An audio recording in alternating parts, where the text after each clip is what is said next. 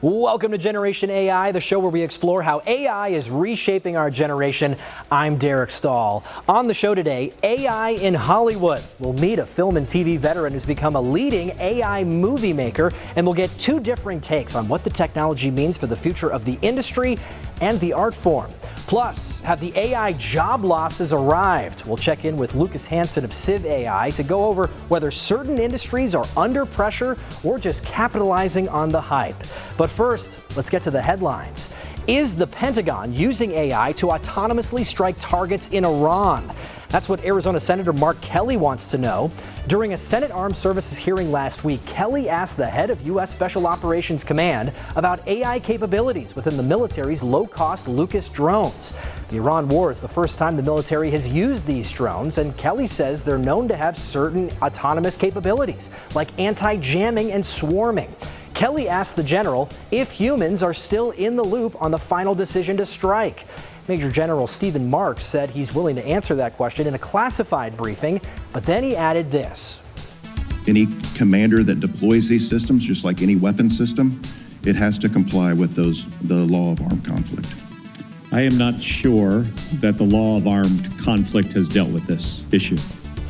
Kelly said Congress hasn't dealt with questions like autonomous targeting before and needs to, because he said AI tools will define warfare for the rest of our lives. 7 of the world's largest tech companies signed a pledge with the White House to ensure the costs of new data centers don't fall on ratepayers. But there's a big asterisk. Arizona's 3 largest data center projects are from companies that did not sign the pledge. Critics of the state's largest data center project say the developers there have no obligation to pay for the electric grid expansion that's necessary. The company building that $33 billion facility planned for outside Eloy hasn't commented yet.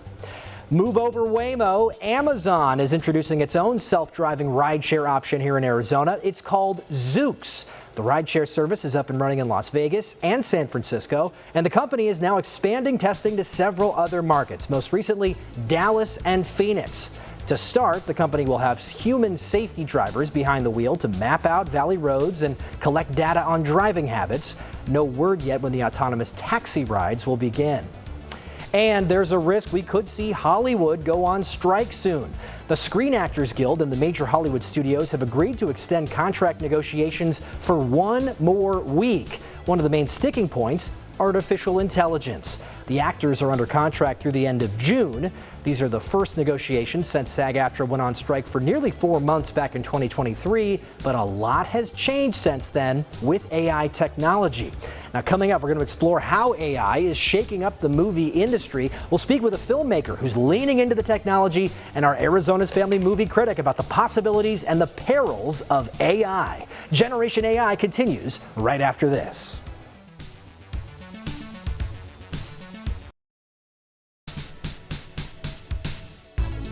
In the year 2031, AI has cured cancer, but in this dark vision of the future, nothing is as it seems.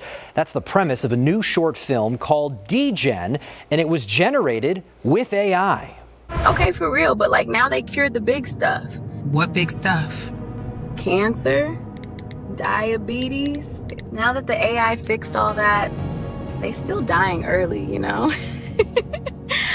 Men, they still just dropping.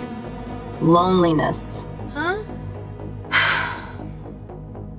They die of loneliness. What? They cured everything except the part where they can't talk to nobody. Can't say they're sad. So their bodies just quit. That film is from my next guest, Matt Zion. He is a film and TV producer and the co-founder of Kingmaker Labs, which focuses on AI storytelling. Matt, welcome to Generation AI. Thank you for having me, Derek. Hey, we're glad you're here. First of all, walk me through the creative process. How do you go about making a 12-minute short film with AI like this? Well, it's very different than normal filmmaking in a lot of ways, and in other ways it's very similar. You start with an idea, you begin to cast your characters, you generate hundreds of them often, sometimes more, and eventually you narrow them down, and some hit what is in your imagination and who speaks to you, and then you begin to create their voices. You come up with what they sound like, and you generate different voice options with different nuances of accents, and then you sort of put them together. And it's funny, I don't people think this sounds crazy, but sometimes these synthetic characters have chemistry with each other, and sometimes they don't. And you're doing that all with prompting, not with photos or clips of people's voices, actors' voices? No, it's entirely mined from the probability cloud that is AI. And but there's a lot of bad AI video, and that's because it's going to give you a statistically average output if you don't spend any effort on iteration and getting to something unique that fits your story and doesn't feel generic. Wow. And so you come up with the characters, you come up with the voices. Do you storyboard shots as well?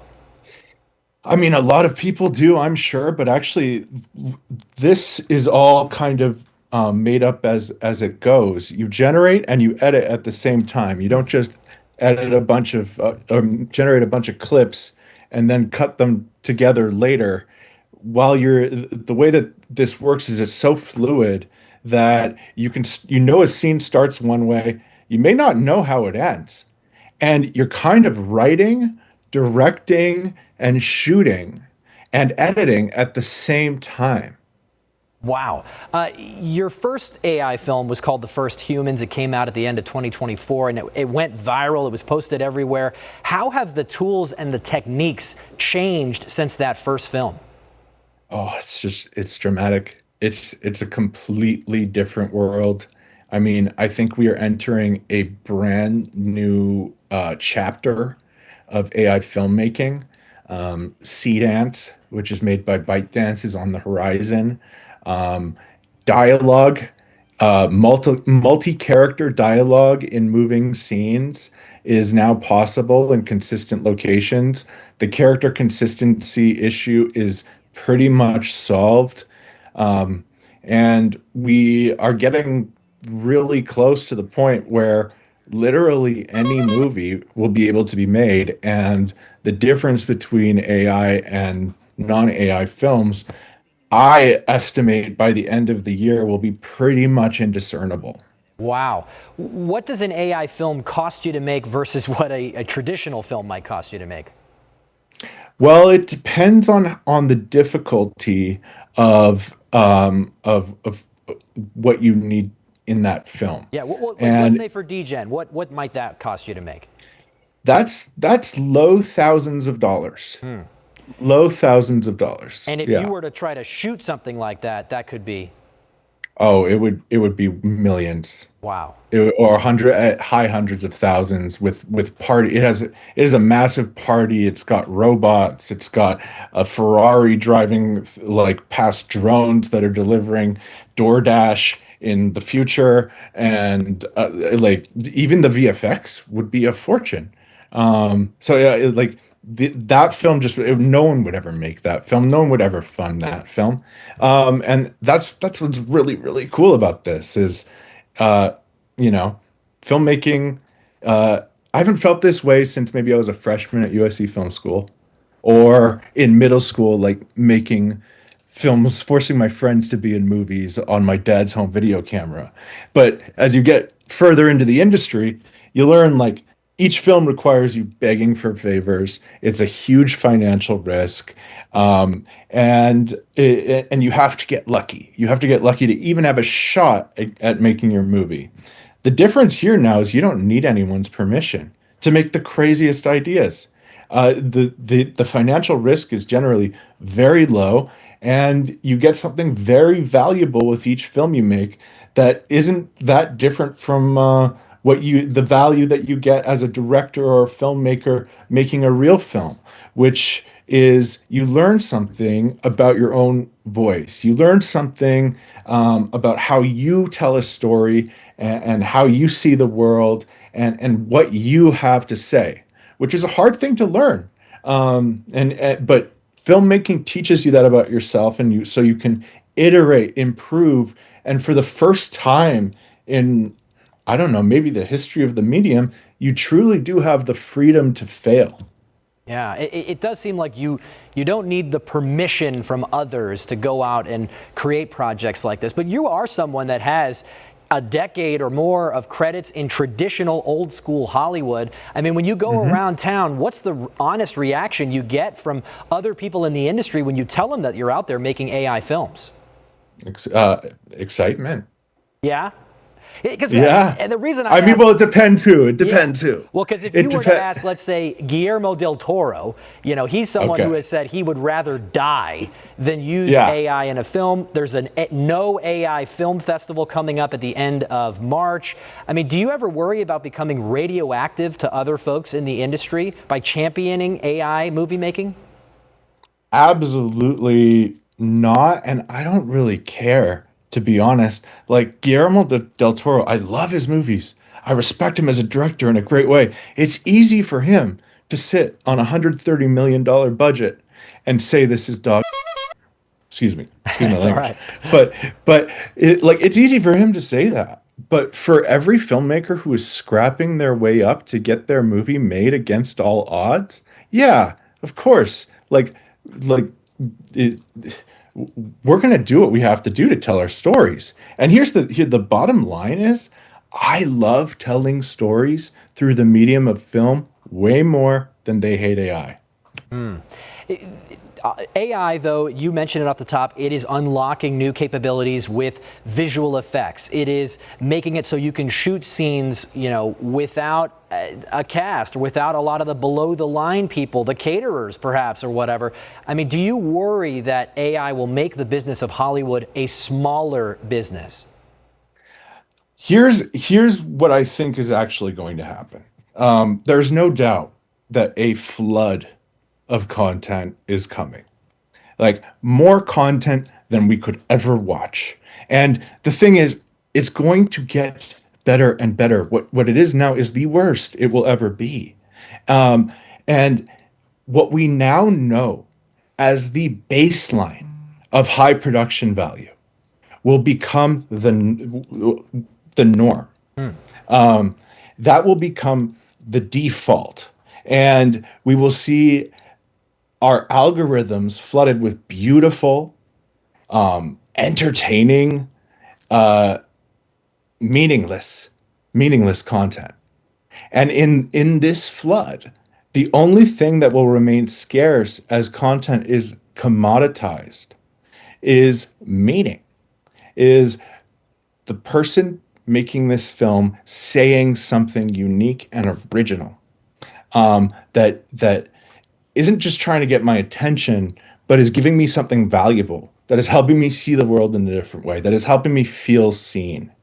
And the other thing that I think is the big opportunity for Hollywood and really the creative industries at large is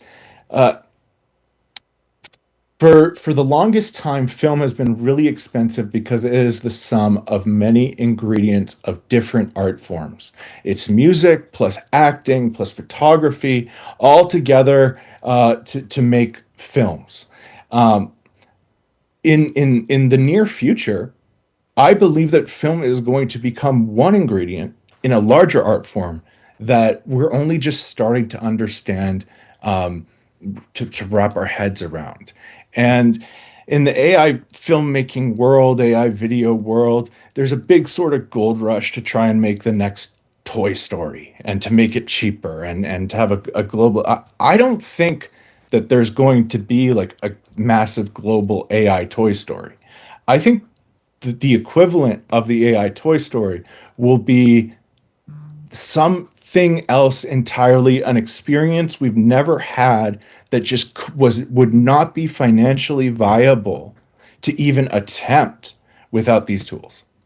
Well, that's fascinating. So it sounds like what you're saying is AI movie making unlocks new possibilities that just weren't possible in old Hollywood. The last question I got to ask you, though, Matt, is, you are anticipating a flood of content as more and more people get access to these tools and they get cheaper and cheaper and easier to use. Does the audience benefit from AI movie making? That's a really good question. I think they do, but I think that the audience, I think that what's going to become really important is curation.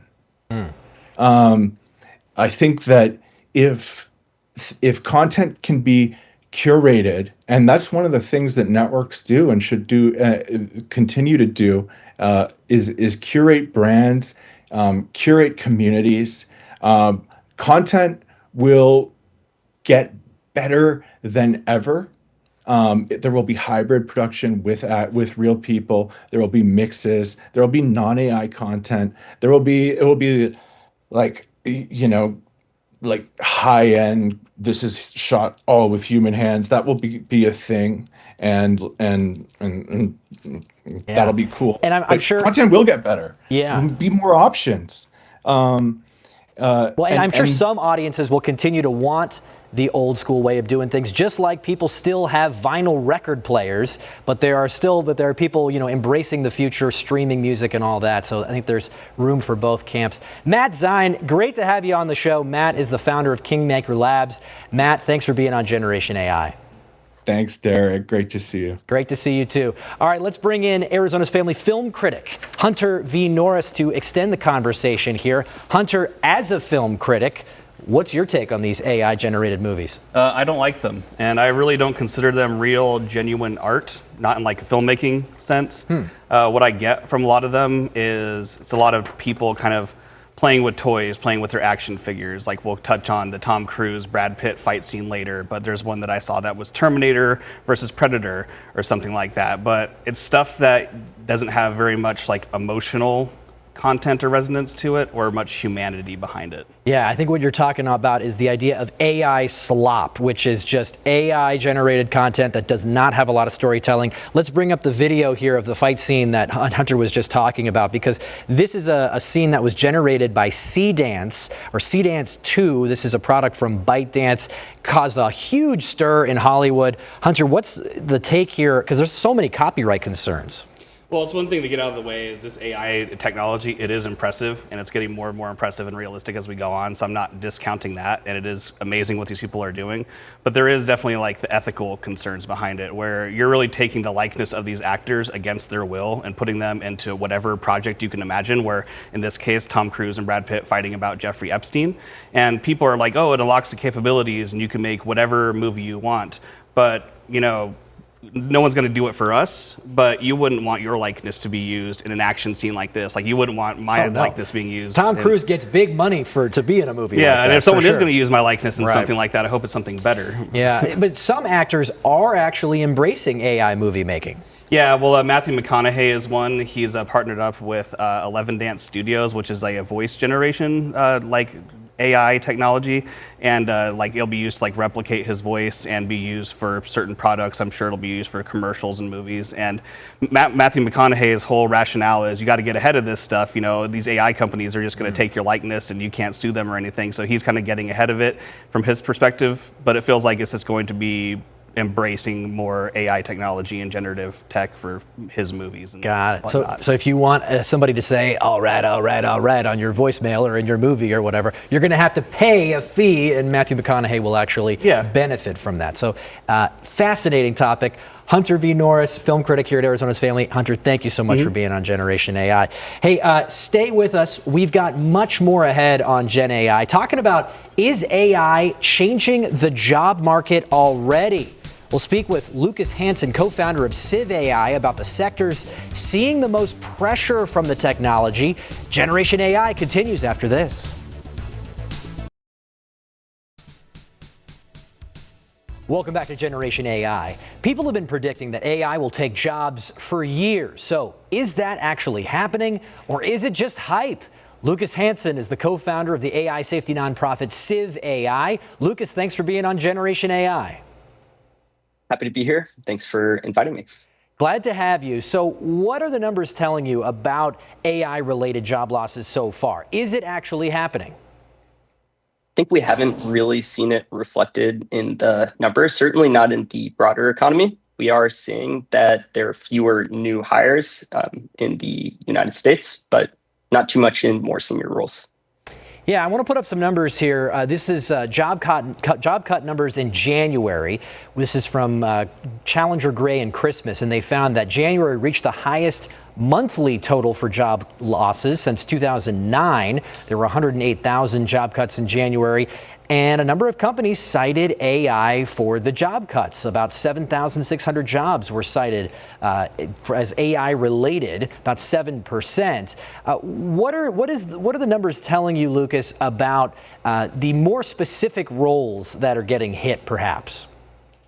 So one thing I'd like to note is that in many cases, a lot of the job loss that we're seeing is rolling back over hiring that happened in the past 5 years.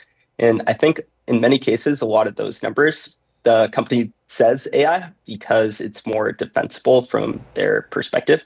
That said, I do think AI is capable of automating an immense amount of work. I think the way people talk about it would benefit from a slight adjustment in vocabulary. How so?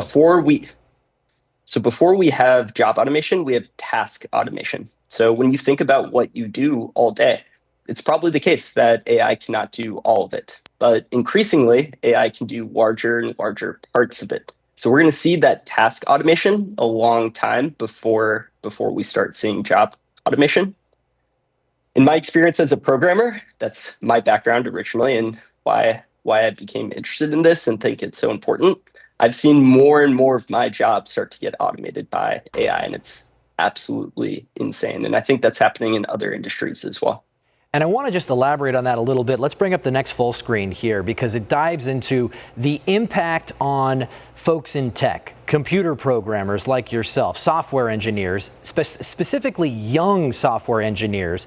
There was a study by Goldman Sachs that found that unemployment for people in their 20s in tech-related jobs rose almost 3%. There's another study by Stanford using payroll data for the last couple of years that found early career workers, so folks that are about 22, 23, 24, 25 years old, in roles like software development, saw a 16% decline in unemployment. So it seems like if there is impact, Lucas, it's hitting folks like you in software. Absolutely. I think the place where we've seen the most automation is with programmers. When you look at how these models are trained, one of the main things that all of these big AI companies spend time on is getting it to write code very, very well. That's a primary objective of theirs that they pay a lot of attention to. So I think that's part of the reason why programmers are being hit first.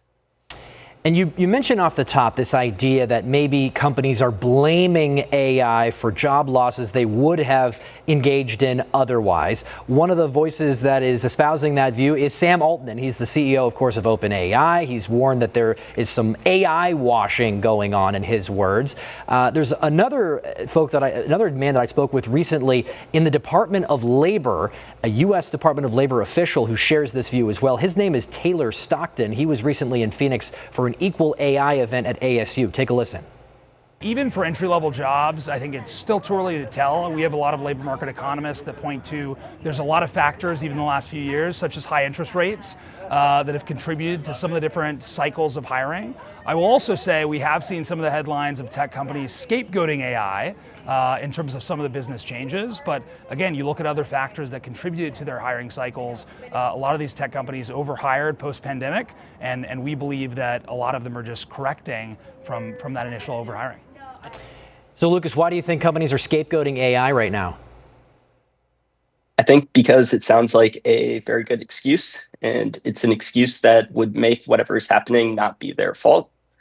I really do want to stress, though, that I'm not saying AI will not automate jobs. I think it will automate jobs at a very, very large scale, but people are jumping the gun quite a lot on attributing what we're seeing right now to AI.